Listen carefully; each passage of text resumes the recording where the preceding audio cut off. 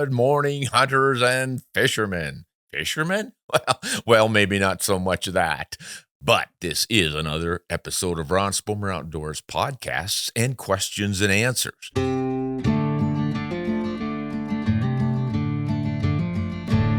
The team has come up with some pop quiz questions for me to try to answer, and I want to thank everyone who sent in their questions. This one is from Michael.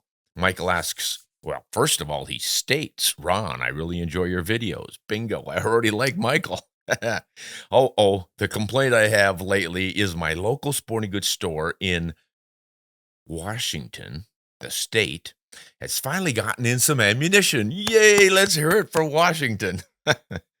But it's mostly NATO rounds. Oh, gosh, you're looking at a 308 Winchester here. There are barely any reloading components at all. Oh, this is getting bad. In fact, a person could carry all the bullets that they have on the shelf in two hands and forget about gunpowder. This is sad. I understand if you follow the money, the NATO rounds are what bring in the most customers. But it's disturbing to me that us old reloaders are getting pushed to the sidelines. I realize that a small percentage of gun owners actually reload, but it would be nice to have the components available, like they used to be. It feels like reloading may quickly become a thing of the past. What's your opinion? Boy, I can commiserate there, Michael, but I do not think hand loading is going by the way of the dodo here.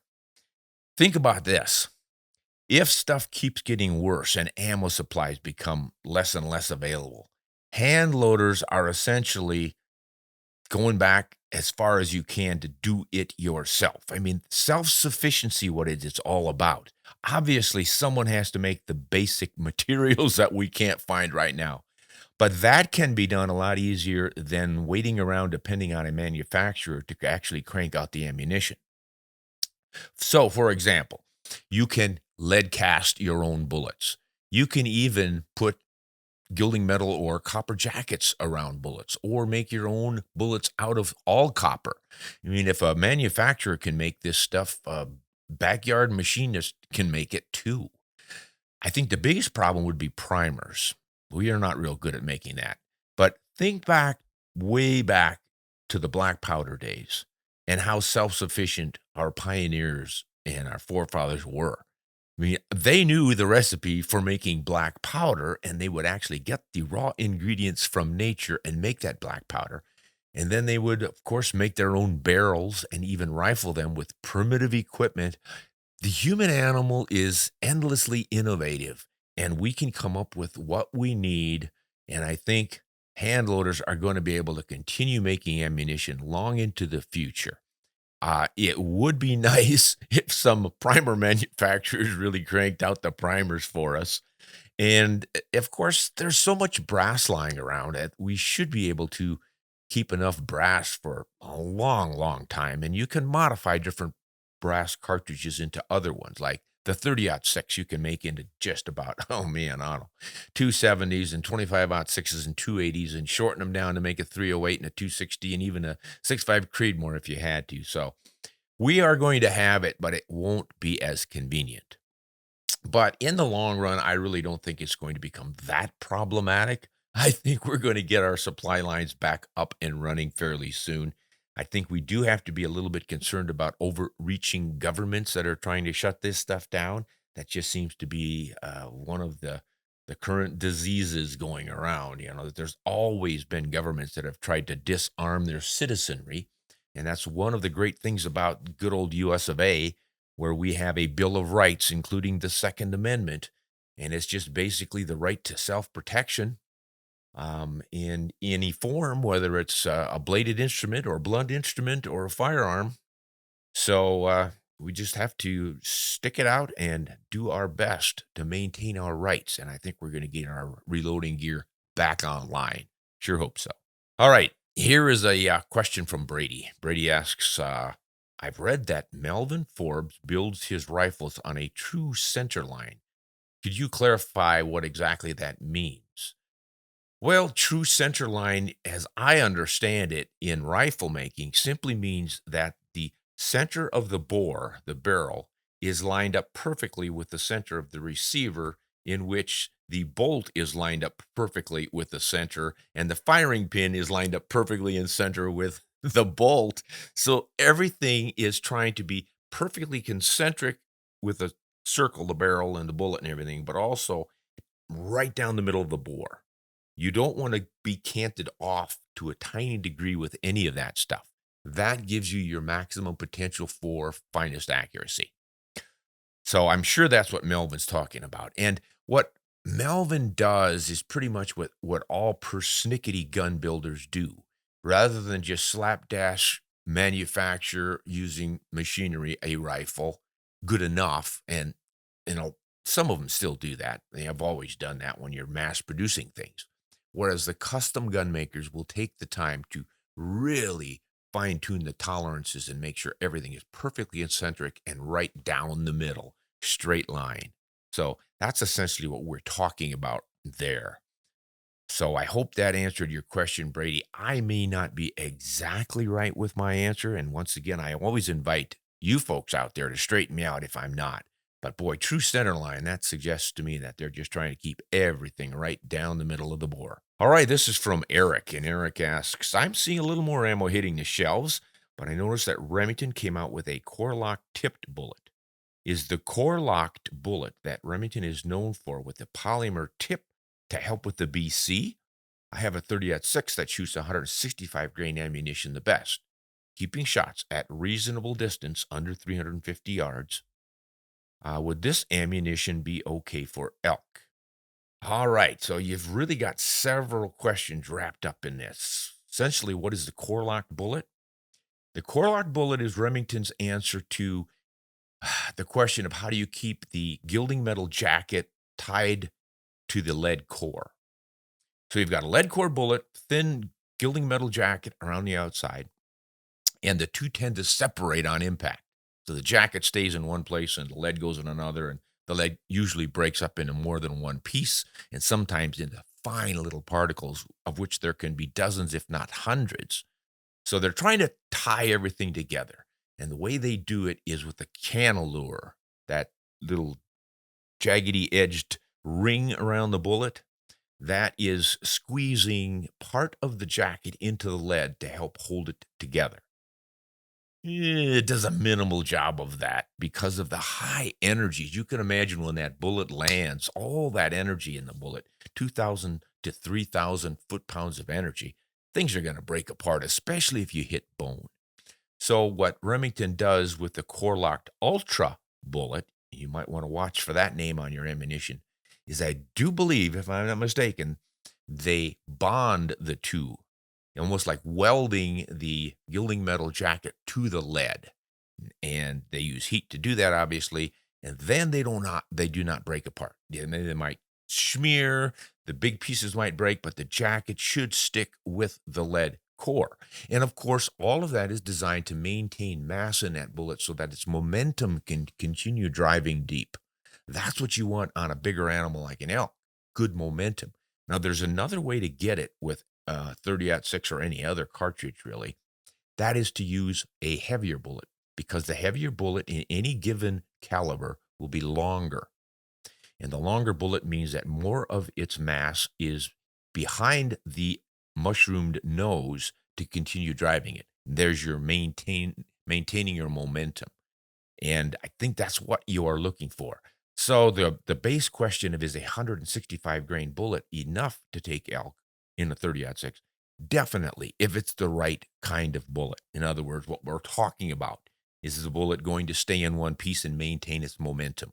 Now, you can use a bullet that tends to break apart, slip it behind the shoulder, tight behind the shoulder and right over the heart. And even if that bullet then breaks up or expands a little bit excessively for reduced penetration, it's going to be in the right spot. You're going to slip through the ribs or even break a rib and easily get into the heart and lungs. And that's where most of your hemorrhaging is going to happen. So that's essentially what you're trying to do.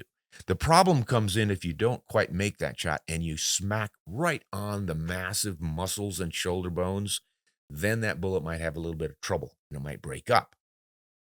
And this is why controlled expansion bullets were created, starting in 1948 with the Nosler partition, a bullet that had a wall between the nose lead and the shank lead. And that, even though you would lose the nose lead, you would keep enough lead in the shank to maintain momentum. So then all sorts of other controlled expansion bullets came along. But the whole idea is basically the same. Maintain as much mass in that bullet as you can. Don't let it break up into little pieces and then not penetrate deeply enough. So I would say you could get by, I'm sure plenty of elk have been killed with 30-06 using a 165 grain bullet. And this very one, the Core-lokt bullet. But you do risk that bullet coming apart. So I would recommend you go with a 180 grain version. But if your rifle really prefers the 165, you might want to look for either the Core-lokt Ultra or some other bonded bullet. And there are a lot of bonded bullets out there. Or you can check out the new coppers, because the copper bullets are not going to break into a lot of little pieces. They really penetrate deeply. Even the ones that are designed to shed their petals, like the hammer bullet. So you might want to look into those too. If they shoot well in your rifle, boy, they really work well on elk, especially with the lighter weight bullets, because since they don't lose any weight, they keep it all to maintain their penetration. All right. Good question, Eric. Or actually several questions. Now, this is from Tyler. I am a young aspiring gun writer. Uh-oh. Bad idea, Tyler. And I'm an avid outdoorsman. Well, that's good. Do you have any tips for a beginner looking to make a career out of what we love to do? Thanks for your videos and articles. I really appreciate the knowledge and experience you share. Well, thank you, Tyler. And I enjoy sharing it too. And I don't mind sharing a little bit about being what I am, an outdoor writer. Some people say I'm a gun writer because I write about guns and ammo and ballistics and all the rest of it. But of course, as an outdoorsman, as you are, you're going to want to write about probably hunting and camping and all sorts of outdoor adventures. I've written about, you name it, from fishing and bow hunting to birding and flower identification, anything that has to do with the outdoor adventures that we all love. So you've got really a wide field to cover. The trick is, how are you going to make money doing it? Well, in my day when I got started, it was pretty simple. You wrote for the hunting and fishing magazines, like Sports the Field and Outdoor Life and Field and Stream, and later many more. Peterson's Hunting Magazine, Sporting Classics Magazine, Gray's Sporting Journal. I mean, there were all kinds of them. And those are dwindling. They're really starting to go away because we're converting everything to this. Everything is digital now and it's online. Well, a lot of these magazines have gone to online. So they're still looking for content. In fact, I think they are needing more content now than they did back in the days of pure magazine writing. Because back then, there was a lot of effort required to put out a magazine. So they had good information in it, but of a limited quantity. You couldn't print the Encyclopedia Britannica every time you wanted to crank one out. But with the internet, you can put a lot of material out quickly. And so many of us have gotten to the point where we expect to find the answer by Googling it, that all of these competing magazines and online sites need to crank out a lot of information so that they get the hits. When someone searches for a particular topic, they want to have it on their site. So they are looking for writers to crank out almost daily content. And a lot of them will put out essentially a daily magazine. Oh my gosh. I mean, you have to have a lot of people putting out a lot of information. Now, some of it's not exactly what you would call literature. It's not really all that even great of writing, and some of it is highly questionable even in its content. So if you know your stuff, can provide good content, and have good photos to go with it, you might do pretty darn well selling to a lot of these online websites. I would recommend you check into the bunch of them. I'm sure as a young person, you know a lot more of them than I do, but websites, company brands are putting out their own website magazines, if you will. So there's a lot of opportunities to sell material there. Then, of course, you can also always go into the video end of it and the podcast. It seems like everyone and his dog, even this old dog, is doing a podcast these days. I don't know if anybody's making any money at it. I sure can't attest to making any, but it's kind of fun. And, you know, if you get to be Joe Rogan, I think you'll make a buck or two. So maybe you could shoot for that. But also consider doing some videos. I've got the YouTube Ron Spomer Outdoors channel on which I cover guns and ammo and scopes and all the things that you would expect in a detailed magazine article. I try to do those as videos in which I can show things, display different cartridges and bullets and whatnot. And that can be fairly successful as well. So I think you do still have a lot of good opportunities, even though the old timers like me complain about the loss of the magazines. It's really kind of sad to see them go by the wayside. Because the cool thing about a magazine was you could pick one up that was 5 years old, 10 years old, 50 years old. It was there. As long as you didn't have a flood or a fire, it was always there. And with the internet, it should be there, but a lot of things tend to come and go on there, even though it's supposed to be evergreen content. And it's a little more challenging, I think, to find it or to be inspired to find it. Because when you look at a computer, it's blank.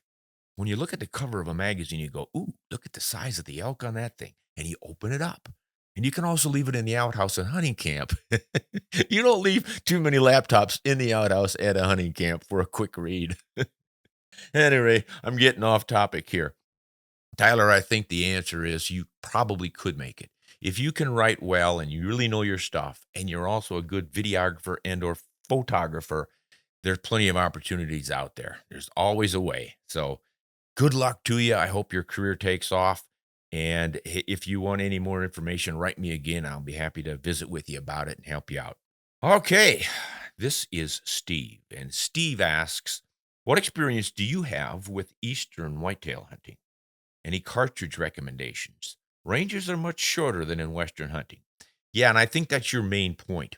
I have hunted in quite a few Eastern states for whitetail, and I never enjoy it quite as much as the West for, I think, pretty obvious reasons. I've always been an open country character. I was born in South Dakota, wide open spaces, and we're used to seeing things at a distance.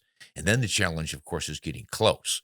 Once you stick me into a forest, I feel a little bit claustrophobic. Everything's a little bit too tight and too close, and I'm always wondering what's beyond that tree trunk.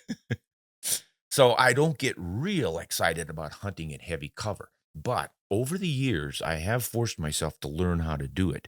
And I did get to the point where I really enjoyed the challenge. And I think I got pretty good at it.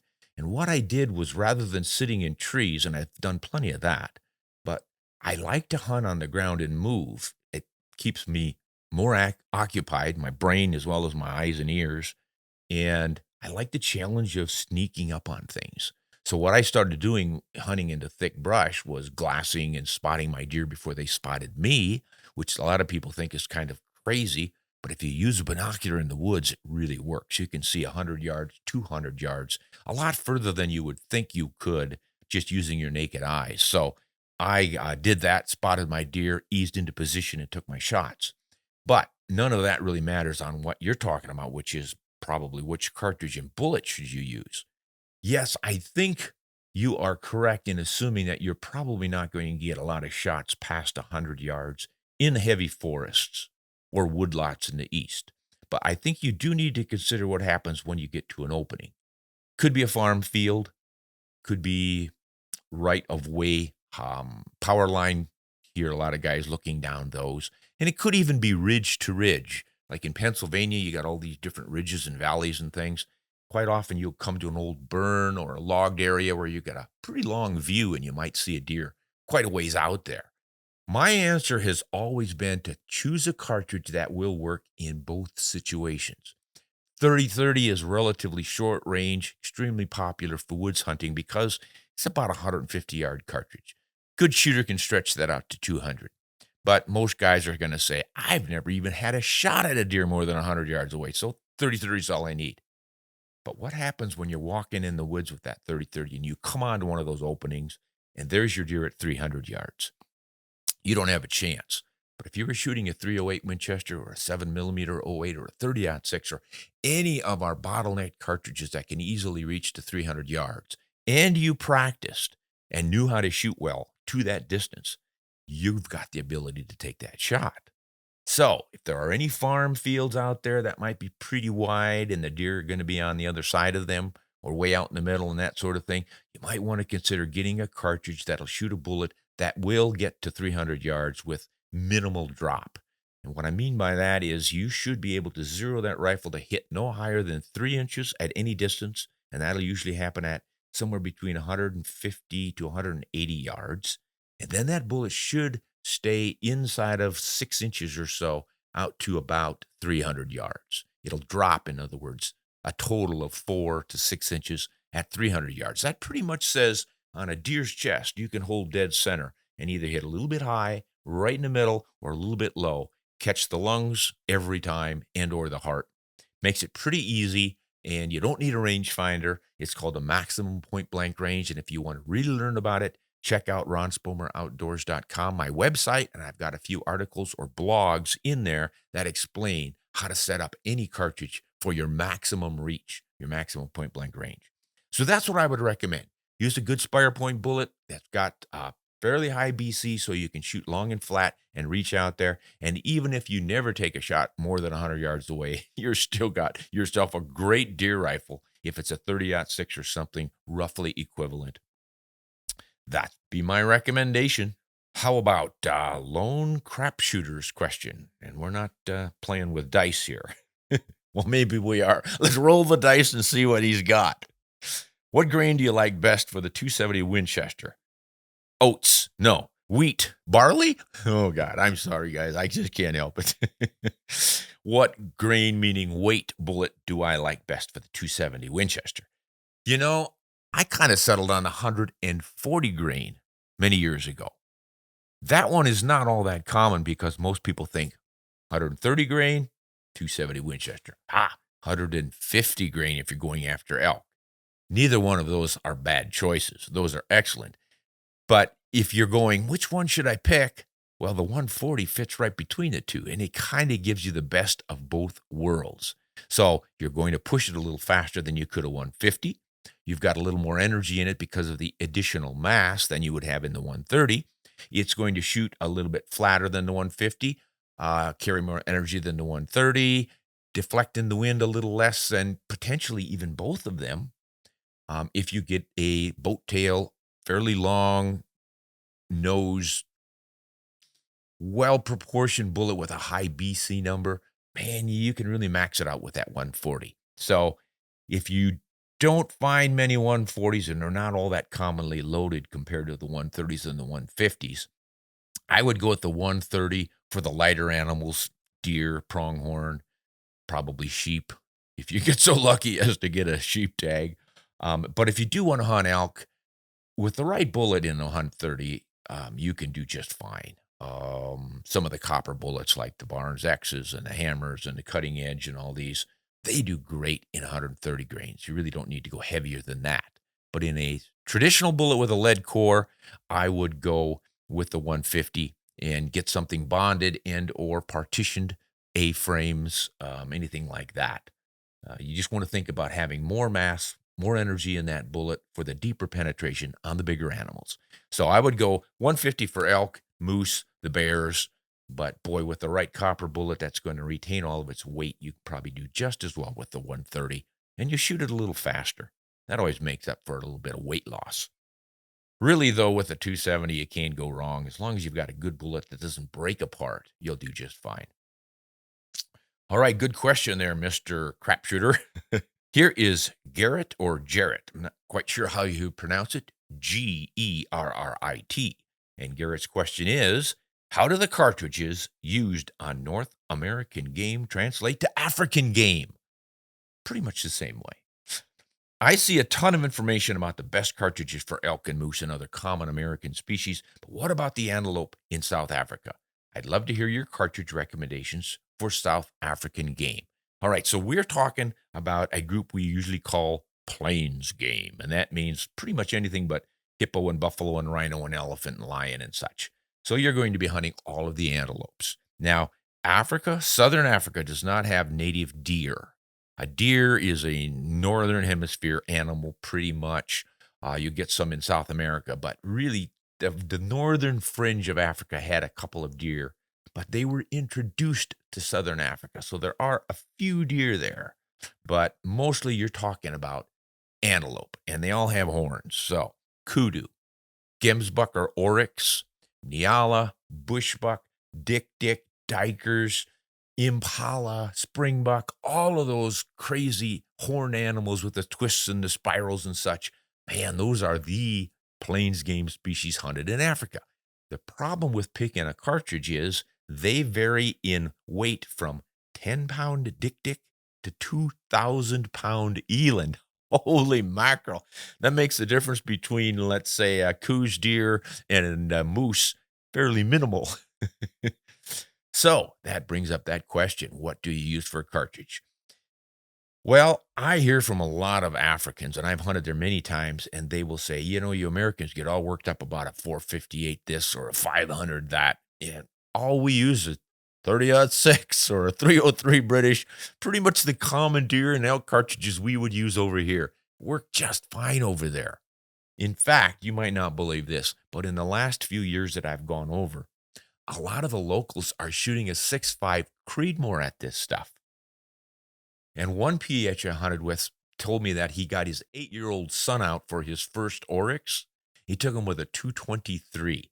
And an oryx is a pretty good-sized animal. I have one hanging on the wall right over there. And they're probably weighing 450 to 500 pounds maybe. I won't swear to that number, but they're known to be really tough. They're a desert animal that can go without water for a long time, and they seem to really take a shot and just keep on going. Now, we've taken them with 7mm weight, 308, 300 magnums, 7 rem mags, just all sorts of things. With a good shot, right bullet in the right place, not a problem. But a 223, man, that's pretty minimal. But once again, if you get the bullet behind the shoulder into the lungs and the heart, really it's all it takes. But I would not recommend anyone go 223 Remington hunting in Africa. Even if you're a local, don't take chances, use something substantial.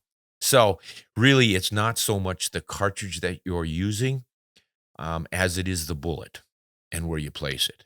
Now, you will have advantages with cartridges that shoot far and flat and fast because they'll go a little bit farther and they can make up for any mistakes you make in estimating range. If you're using a laser rangefinder, you can get the specific distance, obviously, and put your bullet exactly where it belongs. But many times when we're hunting, an opportunity pops up in which we do not have time to engage that laser rangefinder, and that is a wonderful reason to have a flat shooting rifle like a 7-rem mag or 300 Win mag. And both of those I would highly recommend, or anything comparable. There's several 300 mags and 7 mags that are right in that ballpark. Some of them are even faster and flatter shooting.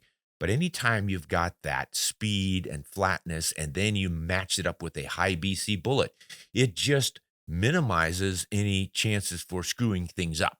There's a little more fudge factor involved. It makes it a little easier to reach out and put that bullet where you need it to be. And then it's just up to the bullet once it gets there. So you might want to be a little bit leery of the cup and core bullets that can break up, come up against a kudu or an eland, and you don't want your bullet to break up. You want it to penetrate deeply, especially if you have to take a quartering away shot or something, so your angle's not exactly perfect. So yeah, that's the recommendation I would have. With the heavier animals, if you're expecting those, regardless what cartridge you're shooting, you probably want to go to the heavier bullets. Your chances to maintain penetration are always greater with a heavier bullet because you have more of the weight in the shank to continue driving forward once that nose is expanded.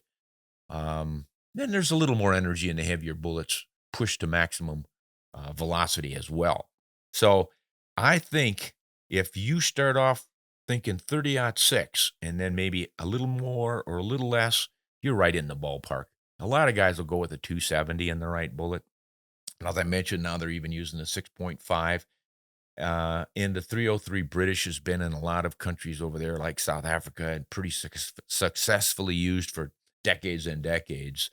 So 308 Winchester is pretty darn popular as well. So the most important thing is to have a rifle that you are familiar with, you're comfortable with, you shoot it well, you trust it, then just use the right bullet and you're in business. So yeah, Africa's a great place to hunt. South Africa is relatively inexpensive. So I would recommend looking into it and heading on over there if you get a chance because it is quite an adventure. Okay, that looks like the end of the questions today, folks. So I want to thank all of you for sending in your questions. I hope I answered them properly. If I got anything wrong, I'm trusting you guys to straighten me out. So write in and let me know what I got wrong, because what we want to do here is provide the right information to folks. And I'm more than willing to admit I don't know it all. That's pretty easy. So this is Ron Spomer. I invite you to watch our channels on YouTube, Ron Spomer Outdoors, and check out our website, ronspomeroutdoors.com. And as always, I want to thank our patrons for supporting us on Patreon. I am supposed to tell you what the benefits are, but we're out of time right now. But if you jump on our channel, go to Patreon, Ron Spomer Outdoors, and it will list the categories that you can join at and the benefits that you get. One of which is not hanging out with me, because he wouldn't want to be doing that. This is Ron Spomer. Thanks, guys. Hunt honest and shoot straight.